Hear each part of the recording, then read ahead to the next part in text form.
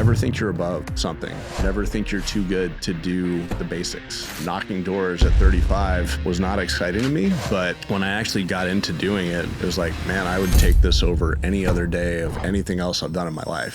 For someone that wants to earn $1 million, what mindset do you got to have? What are some characteristics? Realizing that in sales, you don't have to choose between doing a good thing and making good money. You will be paid in proportion to how many people you serve and how well you serve them.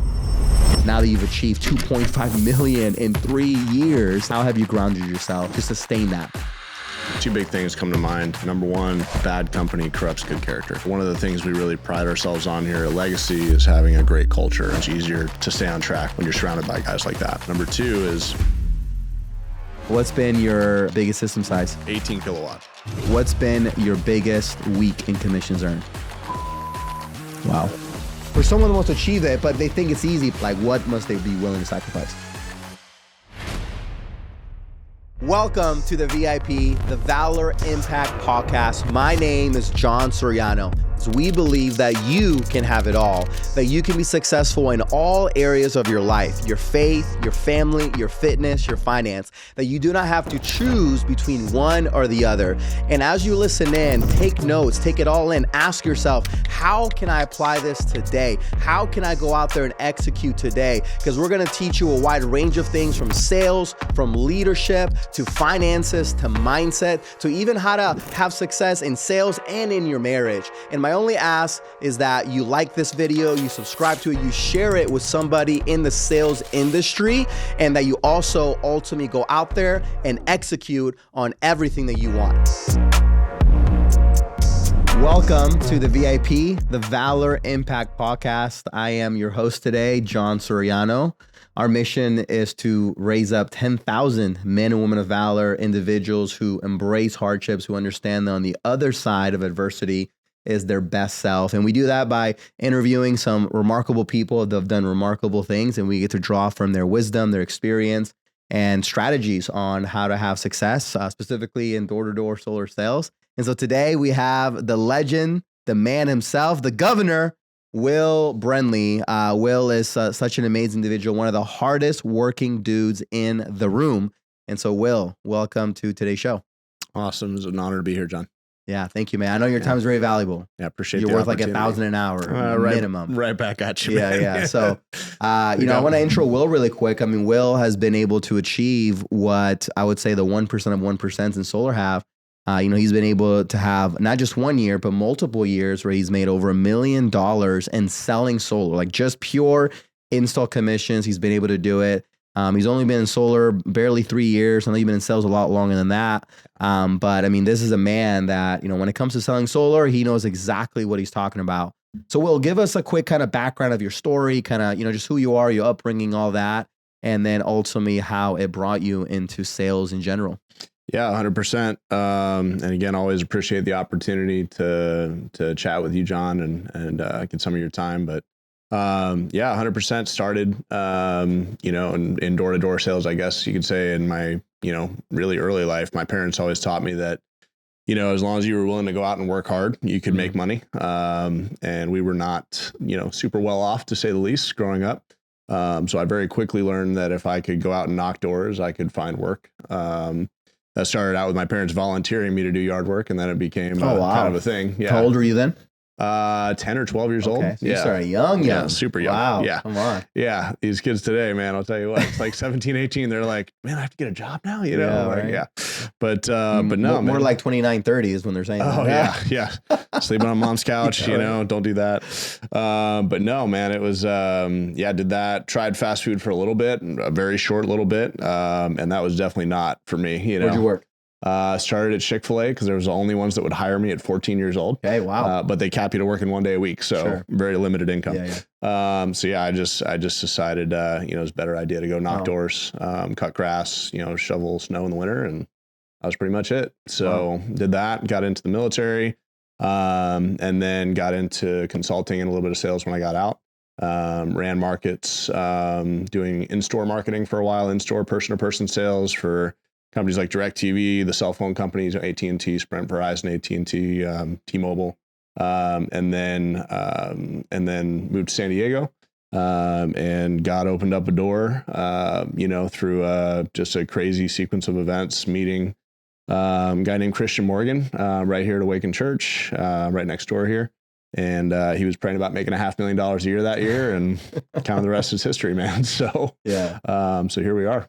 Yeah. Wow. Dude, I didn't know you had such a colorful background. I didn't know that you kind of started very, very young. I always thought like maybe you started after the military, right? But to hear that you started at the age of, you said 10, right? I mean, you got a job at 14. Like, that's really cool. What would you say were some lessons you learned at such a young age? I mean, I feel like you were given such a gift. Maybe at the time you didn't see it that way, but now that you're older, you kind of were like, wow, I was actually able to get a jump start into manhood, into, having that hunter mentality at a young age. I mean, what were some of those key lessons that helped kind of shape you into the man you are today? Yeah, that's a great question, John. Money is a great slave, but it's a horrible master. And so learning very early on in life what it was like to be without money. One of my earliest memories about money was my dad had got his first teaching job in Florida at a Christian Bible college, teaching like middle and high school math. And he was only making about 20 grand a year. And he volunteered my mom to teach kindergarten at the same school, and they doubled their income to almost to $36,000 a year. And in South Florida near Miami, that's a little bit like making $50,000 a year here in San Diego. Sure. Barely getting by. Yeah, you're not going to get far on that, right? So, but they chose to still give us an allowance to try to teach us, basic financial principles of tithing, saving, managing your money. And I remember waking up, 10:30 one night, and they were at the kitchen table fighting about money. Wow. And, and I brought what little money I had saved and kind of put it on the table. And I just told them, like, I don't need this, if this is like that big of an issue. And that just really just imprinted a drive in me to never have to worry about money, to kind of kill the money thing. And it wasn't all smooth sailing, obviously, from there. I definitely went through digging myself into credit card debt a couple of times, in and out of credit card debt when I was in the military. And then after I got out of the military, it's funny, sometimes the lesson continues until the lesson's learned. Wow. But I learned very early on that, like I said, money is a terrible master. It's a great slave, when it works for you. And I think you got to learn both of those. I think to appreciate it as, you mastering it. Yeah, I think sometimes you have to kind of be a master to it. Yep. And I think you kind of saw early on, you're like, oh man, I've been a master to money. All I think about is money, man. It's like, I have debts, I have bills, But now being on the other side, you have appreciated that, and you're like, okay, I never want to go back there again. Yeah. And it's cool that you learned that very, very, very early on. And, me and you actually have similar stories, which I didn't know that. Because, I had parents that worked all the time. Yep. Granted, we always had enough. Like, I never heard the word welfare. My parents were immigrant parents. They knew no English when they came to the States. Yeah. I never heard food stamps, welfare, right? Like, I'm grateful. Like, I grew up middle income, decent life. Sure. However, because because they worked so much to get by, like, I never really saw them. I never really had a deep emotional connection with them. And that was a driving force for me to be successful. It's like, man, I want to make sure that I can provide enough of an income for my family, but not at the expense of me not being around. 100%. And that's what drives me to be a great father today. So it's cool to see that we have kind of a similar story there. If I can touch on that, actually, that was a great point that kind of brought something up for me. So the reason my dad went back to school to become a teacher was exactly for that reason, right? He wanted to be able to make sure that he could be around for us. And, a lot of people are kind of raised in a poverty mindset, and with a mindset of, I have to choose between following my dreams and chasing my dreams, or just kind of earning a basic living, right? And so I watched my dad kind of barely scrape by for a long time as a teacher, right, to try to prioritize his family. How many of them were you? How many siblings? Just you? Or? It was just me and my sister at the time. Okay. My mom had 2 other kids. Okay, cool. So they were providing for 4 children. Yeah. And it was rough. But yeah, I mean, on $20,000 a year, you don't get far. So, but just also realize now you're making that in 3 days. Yeah. Sometimes in a day, depends on the day, but yeah, it depends on the day. It's ironic, Sometimes you make it in an hour. It's crazy. Yeah. Depending on the sale. Right. But yeah, it's mind blowing. But some people just they're under this false misconception. They have to choose between making good money and doing the right thing, Yeah. right? Or doing something that's worth doing, right? Or something that makes an impact, right? Wow. And the funny thing is in sales, right? The reason it's the highest paid profession is because we serve the most people, right? There's a book called The Go-Giver, right? And one of the principles in that book, it talks about, right, you will be paid in proportion to how many people you serve and how well you serve them, right? And so realizing that in sales, like you don't have to choose between doing a good thing, right, and making good money, right? You actually can do both. Yeah. Right. And so being able to have that poverty mindset broken off, it took a while, but eventually, really coming to San Diego and coming to Awaken Church, a lot of that was broken off there and just being in sales. Yeah. So, a lot of your success now is actually making more sense. Something that Jack says often that I like, he was like, a lot of you guys think that, I just came in and just, kind of got lucky. He's like, what you didn't see was the years before solar. Exactly. I'd actually been prepping. And so that leads me to this question. I want to focus on mindset a little bit because I think to achieve big results, I would argue probably the number one determining factor is your mindset, because you talked about a poverty mindset versus a prosperity mindset. Yeah. And it sounds to me like when you entered the solar space, you already had a abundance mindset. You already had a prosperity mindset. You already had a I can do all things mindset because of what you went through as a kid. And I'm sure in the military, you learn all the great things, experiences with your parents and so on and so forth. And so what would you say are some of those, what mindset do you got to have? Like, what are some characteristics, like for someone that wants to earn $1 million in any industry, like not even just solar, in any industry that allows them to do so? What kind of mindset did you have to have when you came in, or even knowing what you know now, what maybe do you wish you would have known sooner?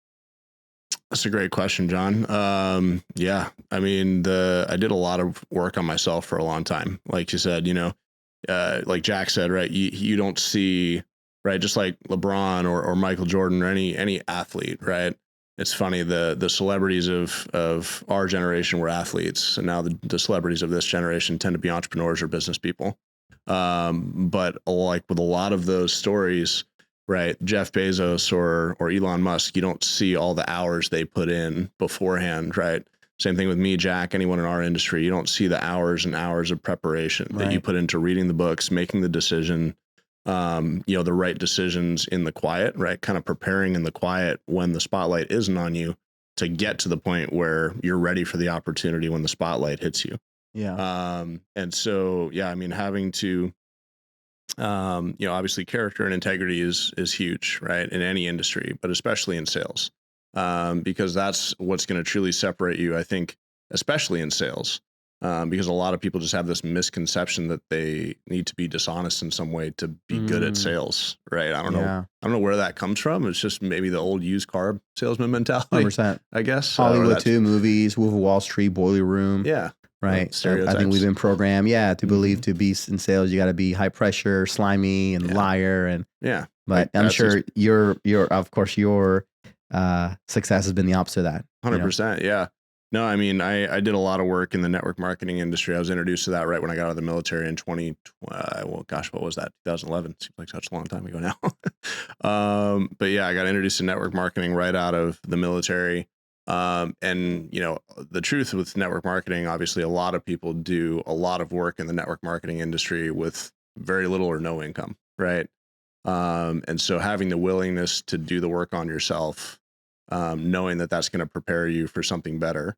Right. For a long time, I was in another job prior to this for a couple of years, really capped on the income. And so being willing to still prepare in the quiet, and being faithful to do the work on myself, despite what the income looked like. If I had been introduced to the opportunity in solar, right when I moved to San Diego, I probably wouldn't have been ready for it. Wow. And it took a couple of years of being faithful with a little, right, to be entrusted with much. And things like following biblical principles, regardless of whether my income dictated that I wanted to do that, right? Paying, tithing, things like tithing on a little, being generous with the little that you're entrusted with before you're going to be entrusted with much. That was a huge thing. Yeah. But let's actually dig into that a little bit more. I know faith has been a cornerstone of your success, right? It's been the foundation of it. And I know for me, I've discovered, at least in my walk with God, that, God usually says yes or not right now, right? Of course, if we're asking for something that is blatantly, wicked and evil, then yes, it's a no, right? But, if we're asking for things that inherently are good, he usually says just not right now. And you said it, right? You're like, hey, if you had found solar a few years before, right, you weren't ready for it. And God is a good father, right? You know that. And so sometimes we're asking God, I want $1 million. But God's like, but I know your mindset. Yeah. I know if I give you more money, it's just going to magnify the flaws and the character defects that are in you. But so instead, he's like, just not right now. Let me work on your character. Let me work on your mindset. Let me work on your insecurities. Let me work. You kind of have a victim mindset a little bit right now, or you kind of have an ego. And so if you have all this money, your ego's going to be inflated now. And so, I mean, how has faith really, how has that journey impacted your life for the last couple of years? Yeah, that's a great question. I was really fortunate that when I moved here, I got planted at Awakened Church pretty quickly. It was C3 back then, but a friend of mine from Bakersfield actually recommended it to me before I moved down here. I'd kind of forgot about it right when I moved here, just everything with the move. And then I thought of it one day and I looked it up, and sure enough, it was like one exit down the freeway. Wow. And it was right there, and I plugged in there right away, and I learned a lot about the laws of sowing and reaping. Wow. Now you grew up Christian though, because yeah. you say your parents were Christian teachers. Yeah. So yeah, you grew up raised in the church. Yeah. I was raised in the church, raised with scripture in the home. Sure. But it was much more kind of the legalistic and almost the negative, poverty mentality version, right?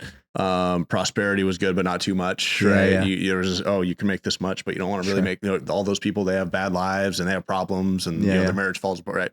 That was kind of the portrayal of wealth in my upbringing. Got it. Okay. So coming to Awaken and seeing and learning about the principle of sowing and reaping, and that that's all weaved throughout business, throughout our lives, right? Whether it's in relationships, whether it's finances, whether it's business, whatever. Right. Some people call it karma. Some people call it whatever else they want to call it. Right. Yeah. Just that concept of what you sow, you're going to reap. Yeah. God definitely has always been present in all my major career transitions. And so no less so in this one. He's always given me some really blatant, like, here's your sign kind of moments, Yeah. Like when I met Christian Morgan, I had just gotten my Q3 bonus check at my previous job, and I was selling $5 million of equipment a year, making way less than 1% of that in terms of income. Yeah. And I had gotten this bonus check, and they had told me when I came to work for this company, the bonuses are going to change your life, right? And it was all of $3,500 after taxes, right? I'm like, man, that just catches me up. Like, that doesn't even pay off the debts. Like, that just breaks me even for the month, know?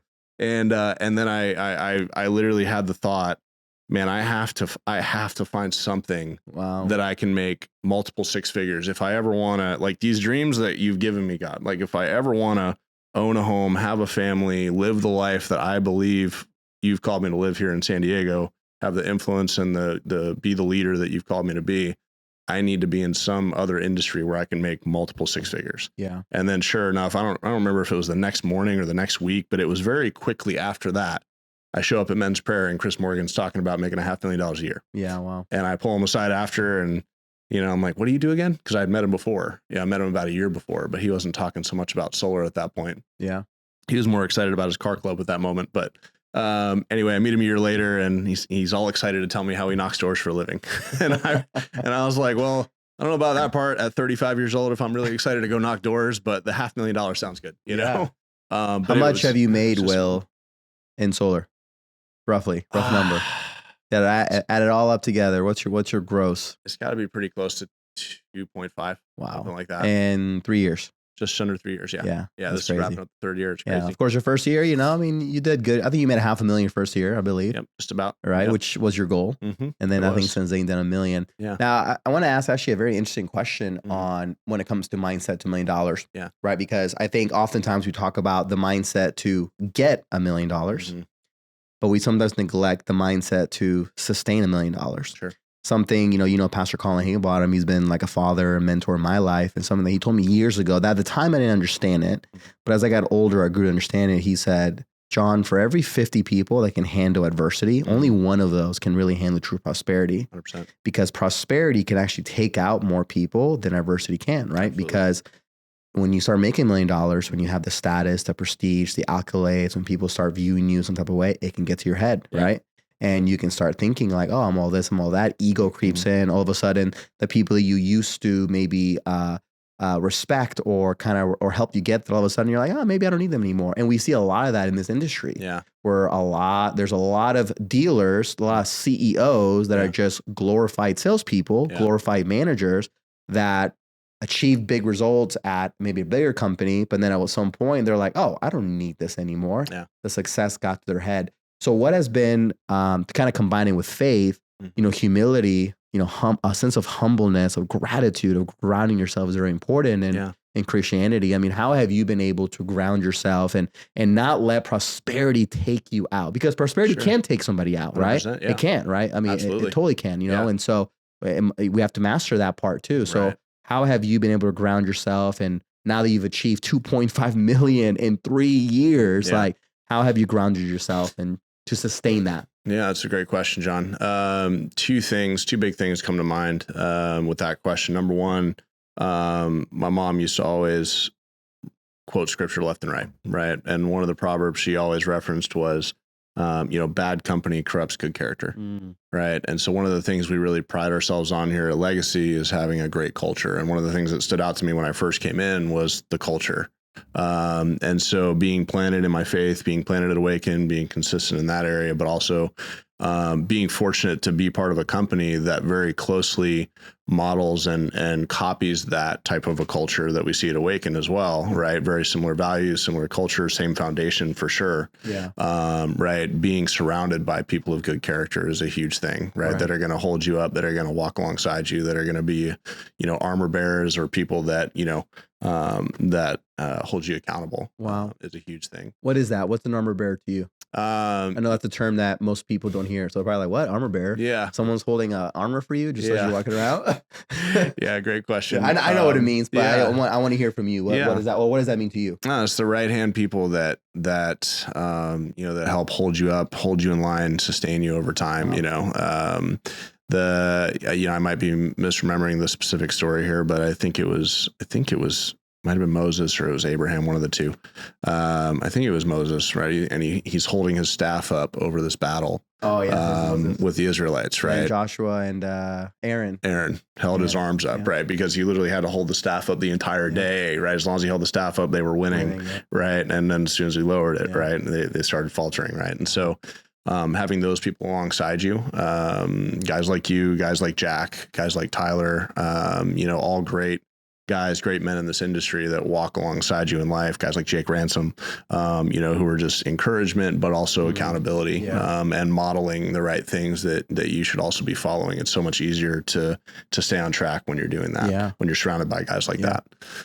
So what I'm hearing is, to sustain, right, that $1 million mark and beyond, you got to have really good safeguards. 100%. People that, and you said it, that encourage you, yes, but that challenge you, are willing to call you out on your BS. Absolutely, right? And say, hey, you're kind of showing up a little bit egoistical or a little bit selfish or a little bit more about me instead of we.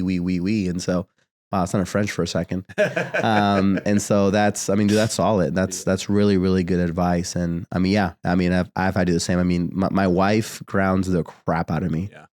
She's been good at just keeping me level headed. And, sometimes I can dream too big and I'm in the clouds and she kind of brings me back. She's like, all right, John, like, that's great. But anyways. Yeah, this is reality here. Right? Yeah.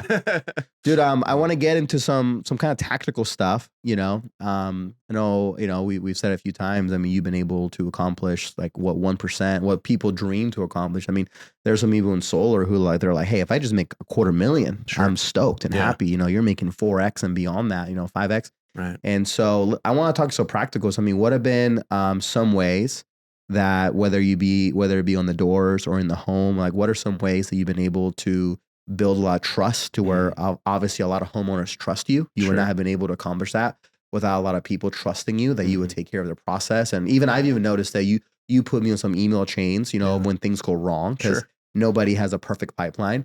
And I see how professional, how patient, how you even like small things, like when you talk to the installers, right? You're not blaming, you're not like you guys suck, you guys suck. Yeah. I've even noticed that, and you'll be surprised. I mean, I've been put on many emails where it's the complete opposite. Yeah. Where reps are like getting emotional, you know, and you're not like that. Yeah. So like just even things like that, like what are just things you've done practically, tactically, whether it be on the doors, in the home, or post sale, that have helped you, you know, achieve the results you've had? Yeah, I mean, I'd say 3 big things. Number one, when you're new in anything, right? I wasn't new to sales, but I was definitely new to solar, right? So being a student and being aggressively pursuing a mentor, right? Or people that are going to teach you the necessary skills, right? Especially in a company like Legacy, right? The knowledge is available, right? And people are willing to share it if you just be willing to go ask, right? And then put in the work to be a student, right? And I just did that very early on with Jack Pastrana and with Clayton Ruft. You know, guys like that. I recorded their close. I had them talk me through closes. I did many appointments with them. You know, Clayton is one of the most thorough guys I've ever seen in the industry. He's incredible. Yeah, like a 90% conversion. Install. Yeah, it was otherworldly, man. It's And then Jack just has a charisma about him that just makes people love smile, him. You know? He smiles and he's like, "Where do I sign up?" Exactly. He's like, "This makes sense, right?" Yeah, you know. So you know, pursuing mentorship, right? The mentee should always pursue the mentor, and the mentee should understand that the mentor is always going to, or should always have, their best interest at heart. You know, and so they're never going to ask them to do something, especially in this situation, in this company, that is going to lead to their detriment, right? It's only ever going to be a positive for them if they just follow the coaching that they're given. So that's number one. Number two is, you know, I never considered, like, I was a pretty intelligent guy. I was fortunate because my dad was super intelligent, had a photographic memory. He was just incredibly sharp. But you know, I always was, I learned in sports early on because I wasn't super gifted athletically. I learned that I could outwork people. Dude, I don't believe you. Look at your arms. Fortunately, arms don't really buy you much in baseball. You know, arm size doesn't buy you much in baseball. It doesn't buy you a lot in golf. You know. Okay. But it's nice for shirts. You know, it's good for looks. You know. Yeah, sure. But yeah, I just learned in athletics early on I wasn't the most talented, so I had to outwork people. Right, that was the only way I could compete. And so I just took that same work ethic and applied it to business. So that was the second thing, and then the third thing, I would say, is just be willing to pay the price, right? Wow. A lot of people, they say they want success, but they want to negotiate the price. So what that price looked like for me early on, right? Chris Morgan taught me Edison territory was the place to be. And I'm not saying that's the place for everyone, right? So everyone doesn't need to go there, but it worked well for me. And the proof was in the pudding. And that if that meant driving a couple hours to the desert, you know, in order to go knock, that's what it meant. You know, if that meant driving out there to close deals, that's what it meant. You know, and so that's what I was willing to do early on. I was just willing to drive further, put in more hours than most people. You know, and I had to do that for quite a while to get the traction and build the momentum. So I'd say those three things were definitely instrumental in my success early on. You said a really good quote. You said, know the price, understand the price you're willing to pay. And he's like, a lot of people want to negotiate the price. 100%. And Andy Elliott, you know, I mean, I'm paraphrasing here, but he said oftentimes the price or the price for success is a lot higher than we think it is. You know, we think it's this, but it's really this, right?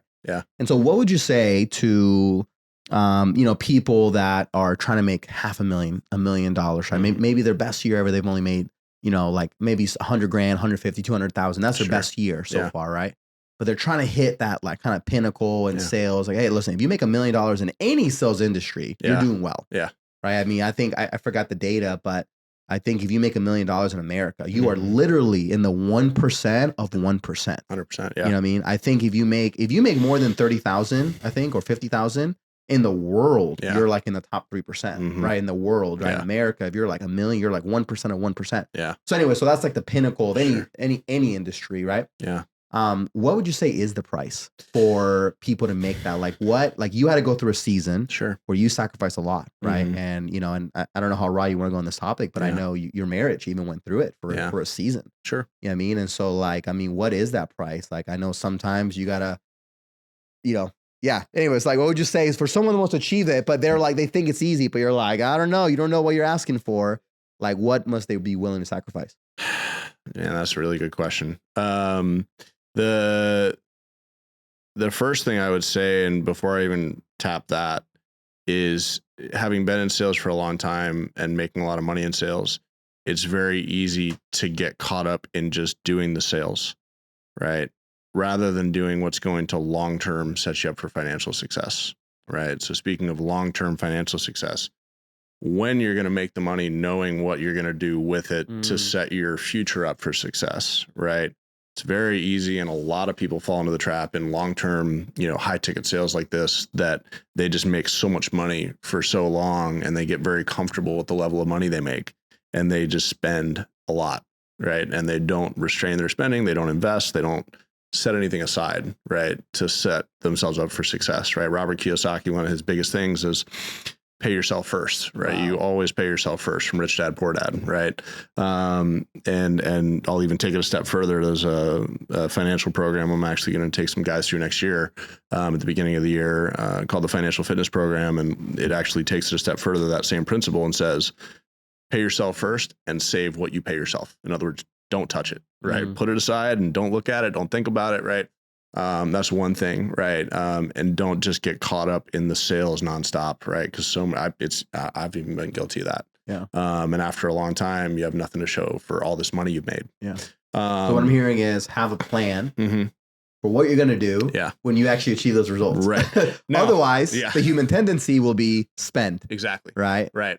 There's a kind of a trap people fall into of thinking today is the way today is, so tomorrow will be the same way. Wow. Right? Because I make this much money today, I'll make this much money forever. Right? And that this opportunity will never go away. Right? It will always be this because it's this today.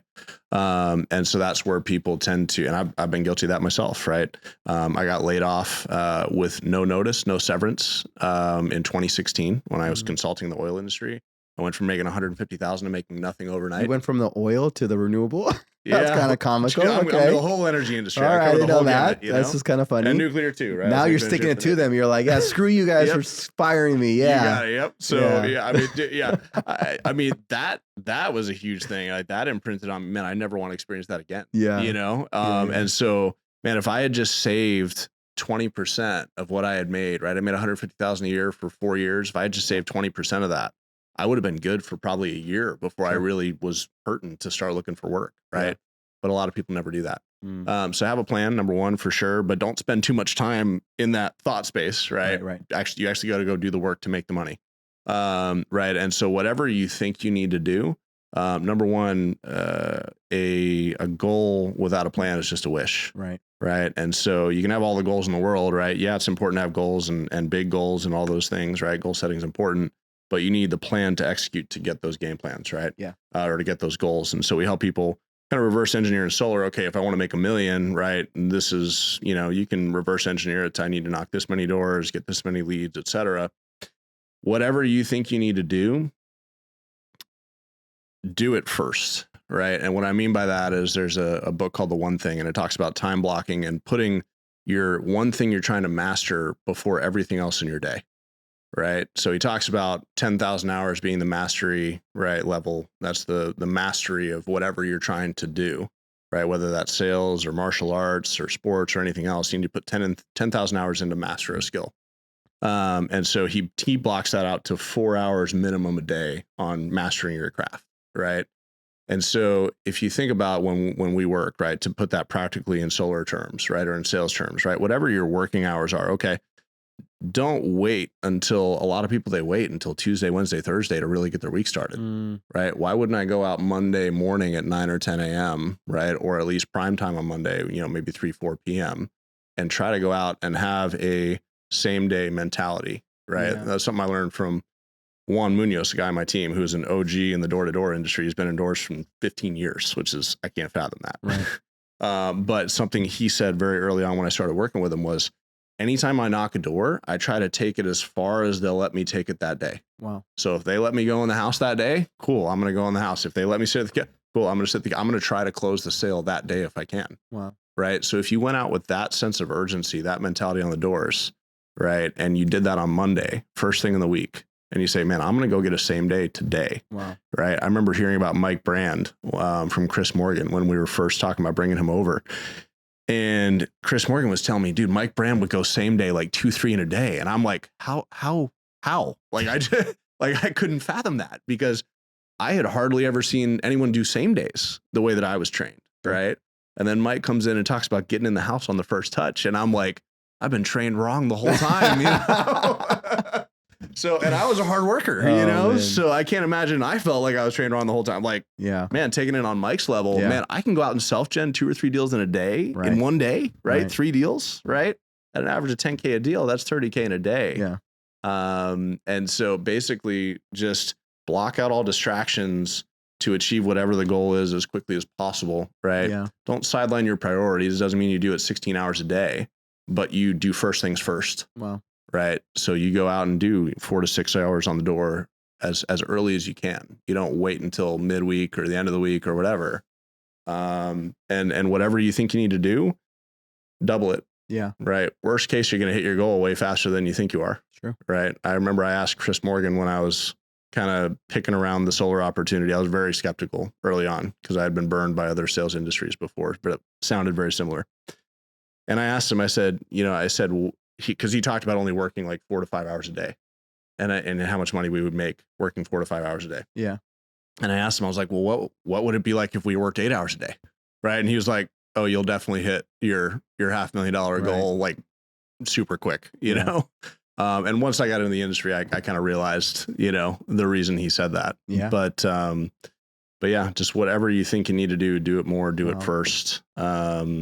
Last thing, Mike Brand talked about a guy that he mentored that has like $3 million in a brokerage account that he's all made in solar. Wow. Right. And I'm like, man, I'm not even touching that guy. Right. I'm not even close to that level. Right. So the amount of focus, right. There's always somebody better. There's always a rabbit ahead of you. Right. So find a rabbit and chase that person as well. Right. It's not a comparison game. It's just a motivation. Of course. There's always someone out there who's ahead of you that you can learn from. Yeah. Dude, speaking of rabbit, man, I mean, I feel like you're definitely a rabbit in the industry. You're definitely a rabbit in Valor and Legacy, like you are, but for sure the industry. I want to ask you kind of a series of just like some quick questions. Okay. Just want to know your stats a little bit, you know what I mean? So that people can understand just the amazing results you've accomplished. First one is, I mean, what's been your biggest week in commissions earned? How much have you made in 1 week? You don't have to say how many deals, but just biggest commission week. It was $125,000 in 1 week. It's crazy. And you were making 150 in a year working for the oil company. Mm-hmm. You're not making a week. Okay. And that was on 6 deals, by the way. Yeah. Okay. 125K. Yeah. That was 6 deals. Yeah. What's been your biggest system size? Because you're known for hunting some whales. You are known for hunting some whales, that's dude. So funny you say that, right? It was when I stopped looking for the whales that the whales showed up, believe it or not. That's good knowledge. There you go. But 18 kilowatt was my biggest system. Wow. Okay. I thought you were going to say 29.99. I did I know 30 is like the max for a lot of PPAs. I did sign a 30, but he canceled, decided to cash purchase. It was a business thing. Yeah. Okay. What's the most you've ever closed in a single day? Let's do a day, in a week, in a month. In a day, I think I've closed 80K in a day. Okay. In a week. How many was that? Like 3, 4, 5? I think that was a 4 spot. 4 spot. Might have been a 5 spot, maybe. Cool. But no, I think most I've done is 4 in a day. In a month, I mean, easily over 100K. Definitely, I think it was like 120 or 150. Okay. How many deals is that? 3. Yeah. Like 3 deals in a month. No, not in a month. No, that was in a week. That was in a week. Yeah. 3 deals in a week. No, I had 2, and this is fortunate in the follow-up story, right? Well, hold on, wait. 3 deals in a week isn't your best week. Yeah. No, it's not my best week. No, 4 deals in a day is the best day. In a week, 10. Okay. 10's the best week. Got it. But the 3 deal week, one was the 18 kilowatt that paid almost 70K. Another one was a 10 kilowatt that paid 30, 35. And for context, we sell in California. Yeah. Where the utility is 50 to 60 cents a kilowatt. Right. All right. Yeah. And we're lowering their bill 30, 50%. Yep. So homeowners are saving well over 150, 200 grand over 25 years. So just for added context. Yeah. So this is the rest of the country where they average 2 to 5K. Right.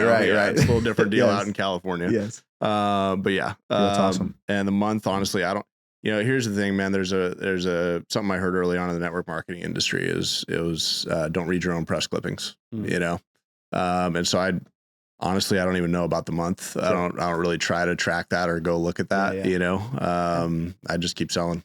You're that guy that just puts his head down and goes to work. Yeah. You know what I mean? You just sign one, you act like it doesn't exist because you don't know if that one's going to make it to the roof. Like, you always feel good about them, but you never know.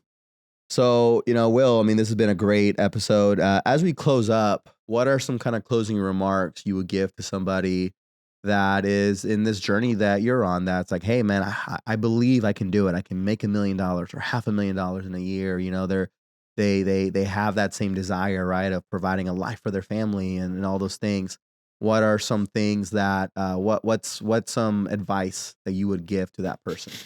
Yeah, great question, John. I think the thing that kept me going early on, because this is, probably 10 years in the making.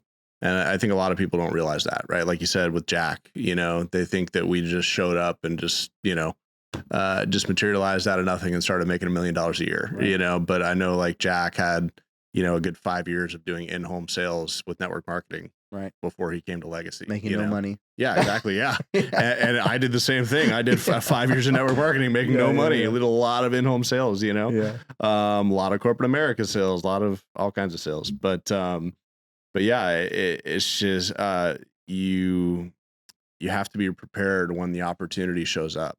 And if you're not faithful to prepare in the quiet and do the daily things that prepare you for success, when the opportunity shows up, you're not going to be ready. Wow. The crazy thing was I knew people at Legacy for 2 years before I got into Legacy, right? I knew people at Awaken that were part of Legacy. And I was a little too above knocking doors for a little while, I was like, oh, they do door to door. I'm like, I didn't even know the money they made. I had no idea, so I was totally ignorant. Yeah. But never think you're above something, never think you're too good to do the basics, knocking doors at 35 was not exciting to me. But when I actually got into doing it and I started, especially when I started having success, it was like, man, I would take this over any other day of anything else I've done in my life. Being able to impact a homeowner's life. Like I've had homeowners tell me, man, you changed my life by cutting my electric bill $200. Wow. Right. And I'm like, I don't know if I changed your life, but I'm glad it made an impact for you. Sure. I'm glad we were able to help you. Yeah. I'm glad we were able to serve you. But, and it's cliche, but never give up, man. Like if I had stopped searching, like I actually, even when I moved to San Diego, I had almost kind of settled. I got into a gig with a corporate America company doing technical sales with my background as an engineer for the Navy. And I was kind of capped at making about 110 to 120K a year W-2, which is 65, 70K take home in San Diego. Like you can't buy a house here. You can barely live here on 70K a year. Yeah. And I had almost settled. I remembered having the thought when I moved here, I said, you know what? Well, if this is it, like at least, I'll be with a good company that'll take care of me, for the next 20 years, and I'll be able to retire maybe, and I'd even kind of surrendered almost, and that was after getting out of 3 years running marketing teams with this in retail sales that I talked about earlier. But after a while, God kind of revived my spirit and showed me what was possible. And he gave me a new motivation to find whatever the next thing was going to be that he had for me. Yeah. And being faithful to listen to him and follow his leading and learn what I needed to learn in that season of 2 years of doing network marketing, making no money for 2 years, serving people, helping develop people, making no money doing it. But I was faithful to do it because he called me into that for a little while. Yeah. But that season was what prepared me for Legacy. Yeah. Right. And if I hadn't been faithful in that season to do what he asked me to do, I wouldn't have the success here that I have today. Wow. So be faithful to do what, whether it's your faith, what God leads you to do, or what you think, the opportunity or whatever your belief is. Yeah. Don't think you're above something. Be willing to do the basics or what may seem menial at the time, and it'll prepare you for success down the road. Yeah. Wow. Will, thank you so much for coming on today, man. I mean, there's so much gold in your story and your message. And so thank you so much. Where can people find you if they want to connect with you? Instagram, iron_Will100. Okay. They can also text me 240-329-8669. Yeah, I think that's pretty much it, man. And obviously always come down to Legacy Power in San Diego. Come on, let's go. Yeah. Well, thank you guys for tuning in to today's episode for the VIP, the Valor Impact Podcast. We will catch you guys in the next episode.